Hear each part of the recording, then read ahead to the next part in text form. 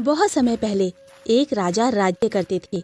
वो किसी भी समस्या का बहुत सूझबूझ के साथ न्याय करते थे। राज्य में कोई भी झगड़ा हो या किसी चीज का बंटवारा हो, सब राजा से ही न्याय मांगते थे। सबको पता था कि राजा न्याय बहुत अच्छा करते हैं, जो कि सबके हित में होता है। इसलिए सब उन पर विश्वास करते और उन्हें बहुत मानते थे। एक दिन राज्य में एक ऋषि मुनि आए। महाराज, आपके राज्य की सुख शांति और बौद्धिक वृद्धि के लिए आपको तपस्या करनी चाहिए। इससे राज्य में भी समृद्धि आएगी और आपकी बुद्धि भी अधिक तेज होगी। आपकी बात सही है मुनिवर, मैं तपस्या करने जंगल जाऊंगा। राजा ने अपने मंत्री को बुलाया और बोले, मैं जंगल जा रहा हूँ, आने में समय लगेगा। तब तक आप राज्य का ख्याल रखें और महारानी को राज्य संभालने में मदद करें। महाराज, आप निश्चिंत होकर जाइए, मैं सब देख लूंगा। महारानी, मैं तपस्या करने जा रहा हूँ, राज्य का ध्यान रखना। आप अपना ध्यान रखें महाराज, हम आपका इंतजार करेंगे। मंत्री धोखेबाज था। वो भी राजा के पीछे पीछे जंगल की तरफ चल दिया। राजा जंगल में पहुंचकर तप करने लगे और मंत्री भी छिप छिप कर जो राजा करते वो भी वही करता। हे भगवान, मुझे ज्ञान प्रदान करें। मुझे भी ये ज्ञान प्राप्त करना है। कई वर्षों बाद ऐसे करते करते कई साल गुजर गए। राजा ने बहुत कुछ सीख लिया और जो ज्ञान राजा ने सीखा वो सभी ज्ञान मंत्री ने भी छिपकर सीख लिया। मंत्री को अब लगा कि राजा अपने राज्य जाने वाले हैं, तो मंत्री राजा से पहले राज्य पहुंचा और अपने कुछ सैनिकों के साथ वापस जंगल आ गया। अब राज्य लौटने का समय आ गया है। महाराज, क्या आपने कुछ सीखा है? मैं मुर्दों को जिंदा कर सकता हूँ। हमें यकीन नहीं है महाराज। मंत्री ने सैनिकों की ओर देखकर इशारा किया। उसके सैनिकों ने एक तोते का शिकार कर लाया। इसे जिंदा करके दिखाइए। मैं अपने शरीर से प्राण निकालकर इस तोते में डालूंगा, फिर ये तोता जिंदा हो जाएगा। करके दिखाइए, तब मानेंगे। राजा उनकी बातों में आ गए और वो अपना शरीर छोड़कर तोते में घुस गए। तोता जिंदा हो गया। मंत्री राजा के शरीर में घुस गया और खड़ा होकर हंसने लगा। अब मैं राजा हूँ, तोते को मार दो।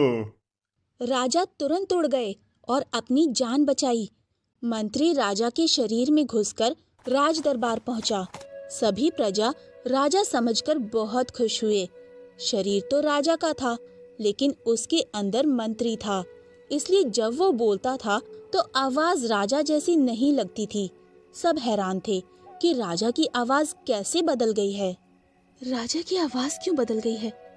कैसे भी करके हमें पता लगाना ही होगा, पर तब तक हम महाराज को अपने कक्ष में नहीं आने दे सकते। महाराज को संदेश भिजवाया जाए कि हमारा व्रत खुलने तक वो हमारे कक्ष में नहीं आ सकते। दूसरी ओर असली राजा जंगल में भटक रहे थे। वो उड़ते उड़ते एक विशाल पेड़ पर पहुँचे। वहाँ पर पहले से बहुत सारे तोते रहते थे। हम सब इस बुढ़िया के पेड़ पर रहते हैं और ये हमारी गंदगी साफ करती है। क्यों ना हम जब शाम को वापस आएं तो कुछ दाने साथ में लाएं और इस बुढ़िया के लिए नीचे गिरा दें। सभी तोते राजी हो गए और हर शाम को जब सब तोते वापस आते तो कुछ दाने बुढ़िया के लिए भी लाते। इस तरह बुढ़िया भी भरपेट खाना पाने लगी। कुछ दिनों बाद शिकारी आया और उस पेड़ पर जाल लगा दिया। सभी तोते बच गए, लेकिन राजा जाल में फंस गए। शिकारी ने राजा को पकड़कर पिंजरे में डाल दिया और पिंजरा लेकर अपने घर की तरफ चल दिया।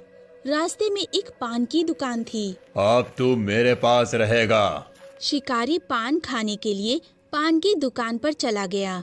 ये तोता अद्भुत है। पान वाले ने शिकारी से तोता खरीद लिया। अब राजा तोते के रूप में पान वाले के पास रहने लगे। एक दिन उसी राज्य में एक औरत अपने पति के साथ अपने मायके जा रही थी। रास्ते में जंगल पड़ा। जब महिला जंगल में पहुंची तो उसे प्यास लग गई।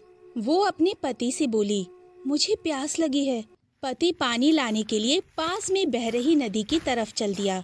लेकिन जब पति वापस आया तो साथ में एक और आदमी आया जो बिल्कुल उसके पति जैसा ही था। वो एक भूत था जो उसके पति के रूप में था।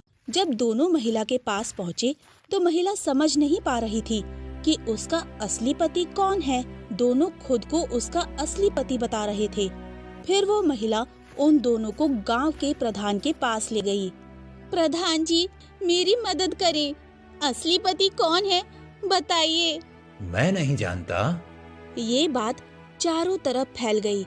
दो आदमी इसी बात की चर्चा पान वाले की दुकान पर कर रहे थे, जहाँ राजा पिंजड़े में था। राजा ने सब कुछ सुन लिया और पान वाले से बोले, जाओ, महिला और उन दोनों आदमियों को बुला कर लाओ। मैं बता दूंगा उसमें से उस महिला का असली पति कौन है। पान वाला सबको बुला लाया। तुम दोनों खुद को इस महिला का असली पति बता रहे हो, लेकिन असली पति वही है जो इस बोतल में पहले घुस पाएगा। देखो, मैं असली हूँ। अब ढक्कन बंद कर दो। महिला के असली पति ने ढक्कन बंद कर दिया। वहाँ पर जितने लोग थे सब बहुत खुश हुए और उस महिला के असली पति ने पान वाले को खूब सारा इनाम दिया।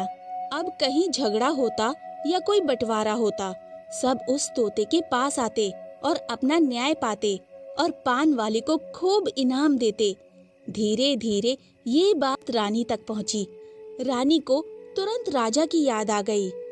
राजा भी किसी भी समस्या का हल ऐसे ही विवेक और बुद्धि से किया करते थे। फिर रानी एक दिन तोते से मिलने पहुंची। जब तोते ने रानी को देखा तो रोने लगा और अपनी पूरी कहानी रानी को बताई। रानी भी रोने लगी। मंत्री ने मुझे धोखा दिया। मंत्री आपके शरीर में है, उसको कैसे निकाला जाए? मैं आपको जैसा कहता हूँ आप वैसा ही करें। फिर रानी तोते को लेकर महल चली आई और तोते को छुपा दिया और तोते ने जैसा कहा था करने की तैयारी करने लगी। दासी, जाओ, राजा को बता देना कि आज मेरा व्रत खत्म हो गया है। वो मेरे कक्ष में आ सकते हैं अब। महाराज, महारानी जी ने संदेश भिजवाया है। आप उनके कक्ष में प्रवेश कर सकते हैं अब। प्रधानमंत्री बहुत खुश हुआ। रानी ने आखिर मुझे राजा मान ही लिया। वो तुरंत रानी के पास पहुंचा और रानी से बातें करने लगा। कुछ देर बाद रानी ने कहा, आपने कई वर्षों तक तपस्या की है, मुझे भी कुछ दिखाइए। आपने क्या सीखा है? मैं मुर्दों को जिंदा कर सकता हूँ। ऐसा कैसे हो सकता है? मैं कैसे यकीन कर लूं? कोई मुर्दा जीव लाओ, मैं तुम्हें जिंदा करके दिखाऊंगा। मैंने सुना है धोबी का गधा मर गया है। मैं उसका मुर्दा शरीर मंगा देती हूँ। आप जिंदा करके दिखा दो, फिर मुझे यकीन हो जाएगा। ठीक है, मंगा लो।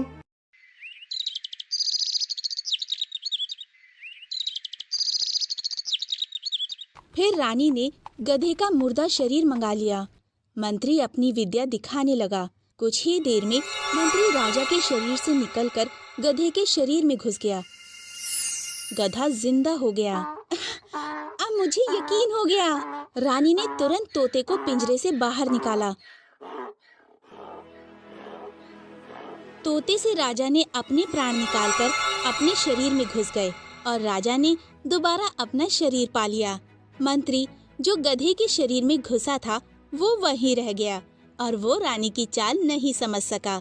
फिर राजा ने गधे को पकड़कर धोबी को दे दिया और धोबी से बोले, इसको बहुत सारा काम देना, अब तू बहुत काम करेगा। फिर राजा और रानी अपना जीवन खुशी खुशी व्यतीत करने लगे।